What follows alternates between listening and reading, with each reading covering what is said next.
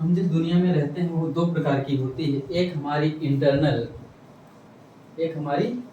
Internal world होती है। Internal world ऐसा जिसमें हम कुछ सोचते हैं, महसूस करते हैं, या जो भी हमारी इंटेलिजेंस है वो हमारी इंटरनल वर्ल्ड में आती है।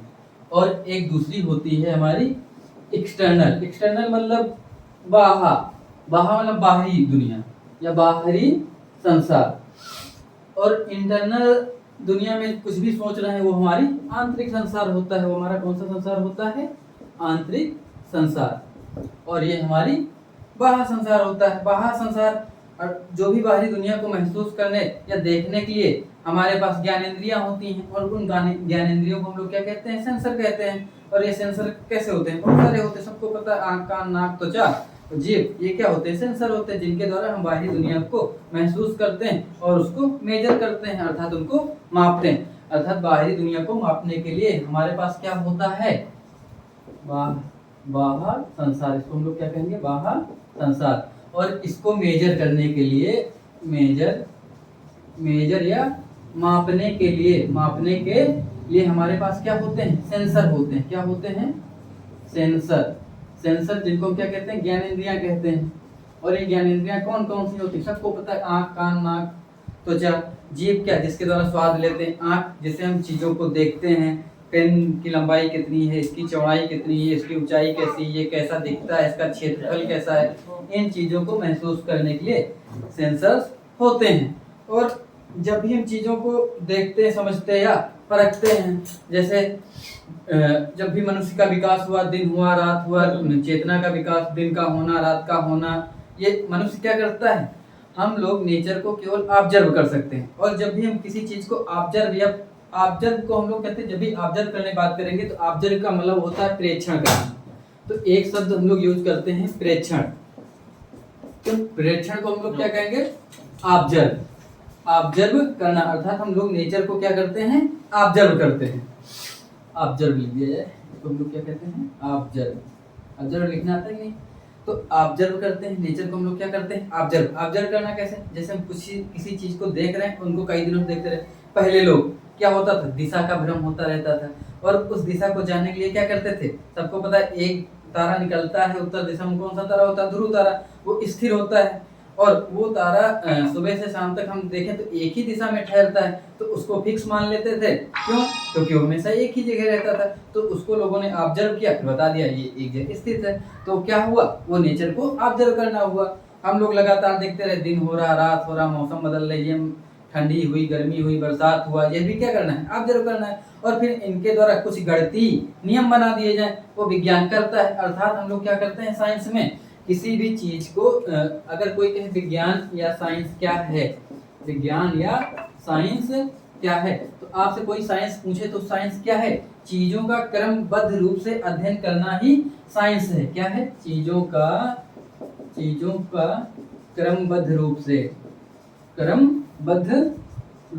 क्रमबद्ध मतलब ऑर्गेनाइज तरीके से। कौन सा तरीका होता है?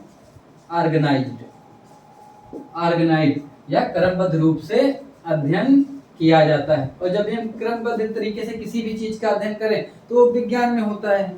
जैसे सबको पता है, आज हम बहुत आसानी के साथ कह सकते हैं क्या? जैसे मैं एक उदाहरण के तौर पे बताता हूँ कि नेचर का सबसे पहले बहुत बढ़िया अध्ययन चालू किया कॉपरनिकस ने। किसने चालू किया? एक वैज्ञानिक थे, कॉपरनिकस। जब गणित का चैप्टर पढ़ेंगे तो उसमें विस्तृत बताया जाएगा। इनके बाद एक दूसरे आते हैं, गैलीलियो। तो चूंकि कॉपरनिकस गैलीलियो के पहले थे, कॉपरनिकस ने बताया, चूंकि इसके पहले एक जो है यूनान के महान दार्शनिक हुए, उनका नाम है अरस्तु। और अरस्तु कुछ भी कह दें वो पत्थर की लकीर होती थी। पूरे भी यूरोप या ब्रिटेन समाज में अरस्तु ने जो भी कह दिया एकदम पत्थर की लकीर माना जाता था कि हाँ ये अरस्तु कह दिए, ये एकदम सत्य है, ये कभी बदलेगा नहीं। लेकिन लगभग इनसे 2000 सालों तक, कितने सालों तक? 2000 साल या वर्षों तक की उन्होंने बता दिया कि जो है पृथ्वी जो है ब्रह्मांड के केंद्र में है, और सूर्य जो है पृथ्वी के चारों ओर चक्कर लगाता है, और अन्य ग्रह भी पृथ्वी के चारों ओर चक्कर लगाते हैं।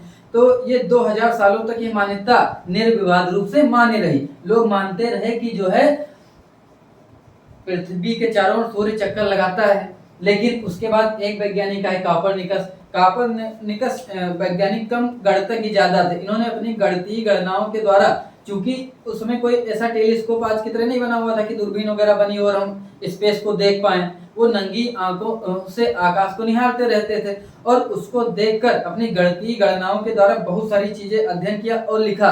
और फिर उन्होंने बताया कि नहीं, पृथ्वी जो है ब्रह्मांड के केंद्र में नहीं है। फिर उन्होंने बताया पृथ्वी ब्रह्मांड के केंद्र में न होकर क्या है केंद्र में, केंद्र में बताया कि सूर्य है।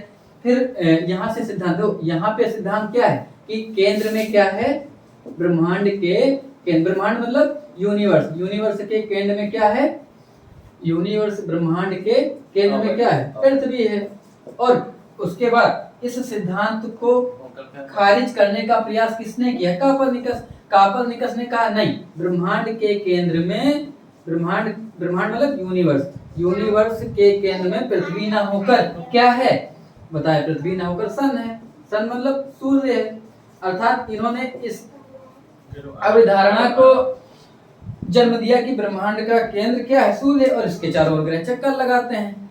फिर लेकिन समस्या ये आई कि चूंकि वहाँ एक ग्रंथ है बाइबल, सबको पता है, ब्रिटेन ईसाइयों का पवित्र ग्रंथ क्या है, बाइबल। बाइबल में लिखा हुआ है कि नहीं, पृथ्वी के चारों ओर चक्कर कौन लगाता है, सूर्य लगाता है। चूंकि बाइबल में लिखा हुआ है और बाइबल उनके लिए पवित्र पुस्तक है और वो लोग यही मानते थे कि जो भी इस पुस्तक में लिखा है वो हमेशा सही है और आगे भी सही रहेगा।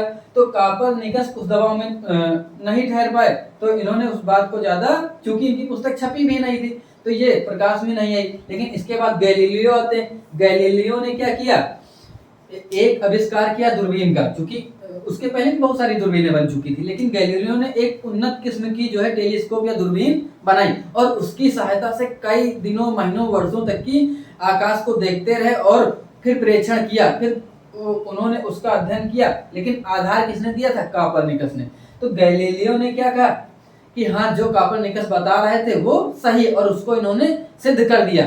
लेकिन फिर दिक्कत आई, गैलीलियो के इतना कहते ही वहां के पोप ने क्या कर दिया, ब्रिटेन के राजा के पास गए और वहां की सरकार को झुकना पड़ा और उन्होंने गैलीलियो को कहां बुलाया, सभा में बुलाया और गैलीलियो से कहा कि आप अपनी इस अवधारणा के लिए जो आपने कहा इसके लिए आप खंडन करिए।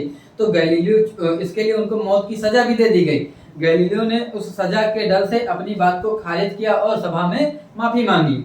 तो जब भी हम, क्योंकि अच्छा, गैलीलियो ने भी क्या किया, प्रेक्षण किया, ऑब्जर्व किया और फिर गणितीय निष्कर्ष निकाले और कुछ फार्मूले तैयार किए। लेकिन जब भी हम चीजों का अध्ययन करते हैं तो क्या होता है, पुरानी चीजों का खंडन होता है। इसलिए विज्ञान में कोई चीज फिक्स नहीं होती। जो पुराने हैं, हो सकता है कुछ बेहतर हो, तो पुरानी चीजों का लगातार खंडन होता रहता है। तो इस चीज का इनको खंडन करना पड़ा। गैलीलियो ने सभा में माफी मांगी, लेकिन उन्होंने माफी मांगते हुए एक बहुत बेहतर बात कही कि लगता है ईश्वर भी अपने आप में गणितज्ञ रहा होगा, इसीलिए उसने भी ऐसी रचना की जो गणित के नियम का पालन करती है। और यहीं से बात दबी रह गई। उसके बाद कुछ समय बाद लगभग उनको मानना पड़ा, वो अलग क्या विषय है, जब हम गति चैप्टर पढ़ेंगे तो इसको विस्तृत में बताया जाएगा। तो हम जब भी चीजों का क्रमबद्ध रूप से अध्ययन करते हैं वो विज्ञान कहलाता है। विज्ञान में जब भी फिजिक्स क्या है, हम भी बाहरी दुनिया को क्या करते हैं, मेजर करते हैं। अर्थात बाहरी दुनिया मतलब नेचर, बाहरी दुनिया क्या है, नेचर ही, हम प्रकृति में रह रहे हैं। अर्थात नेचर, कोई पूछे फिजिक्स क्या है तो हम लोग फिजिक्स बहुत आसानी से क्या कह दिए, फिजिक्स को बहुत आसानी से हम लोग क्या कह देंगे, फिजिक्स क्या है, फिजिक्स को कहते हैं भौतिक। भौतिकी क्या है, तो आपसे अगर कोई भी भौतिकी पूछे फिजिक्स क्या, तो आप क्या कह देंगे, the study of nature, the study of nature, या और knowledge of nature, knowledge of nature. अर्थात नेचर या प्रकृति को जानना या समझना ही क्या है, भौतिक है। भौतिक विज्ञान क्या है, प्रकृति को जानना या समझना। जानने समझने के लिए बहुत सारी चीजें होती। तो चूंकि हमने कहा अब चीजों को हमको मेजर करना, जो भी बाहरी चीजें दिखती हैं, तो सबको पता है ये क्या, आज के समय में बहुत सारी चीजें आते हैं कि लंबाई क्या है, चौड़ाई क्या है, ये ऊंचाई है, मास द्रव्यमान क्या होता है, वेट क्या होता है, टाइम क्या है। पहले नहीं जानते थे, चीजें सीखते गए और अलग अलग पैमाना बनाते गए। जैसे हम लोग कहते हैं कि दीवार में क्या होती, इसको हम लोग ऊंचाई कह देते हैं, नीचे चौड़ाई भी होती, लंबाई भी होती, लेकिन सबको पता है ये सारी चीजें क्या है, एक प्रकार की डिस्टेंस है। डिस्टेंस के अलग अलग मेजर बना लेते हैं। दूरी को मापने के लिए हम कह देते हैं कि इसकी लंबाई कितनी है, तो हमको पता बहुत सारी छोटी सी चीज है, अगर तो इसको सेंटीमीटर में बता देते, 5 सेंटीमीटर है, 6 सेंटीमीटर है। लेकिन अगर हमको वही यहीं से कहीं सौ लगभग कुछ जाना है, जैसे हम कहते हैं यहाँ से मैं यहाँ रेलवे कॉलोनी में रहता हूँ, मैं कहता हूँ मुझे यहाँ से स्टेशन तक ही जाना है, तो मैं उसको सेंटीमीटर में ना बता के मीटर में बताता हूँ। लेकिन मैं कह दूँ मुझे जो है गोंडा से लखनऊ जाना है, तो मुझे उसकी दूरी मीटर में भी ना बताकर किलोमीटर में बतानी पड़ती है। लेकिन सब क्या है, डिस्टेंस है, और उस डिस्टेंस को हम लोग क्या कहते हैं, लेंथ कहते हैं। इसलिए सारी चीजों को यूनाइट करते हुए मेजरमेंट की उन्होंने कुछ परिभाषाएं बनाई, जिनको हम लोग थोड़ा बहुत जानते हैं, क्योंकि 9th में हमको इनको पढ़ना पड़ेगा। चलिए मिटा दिया जाए, इसको 5 करिएगा।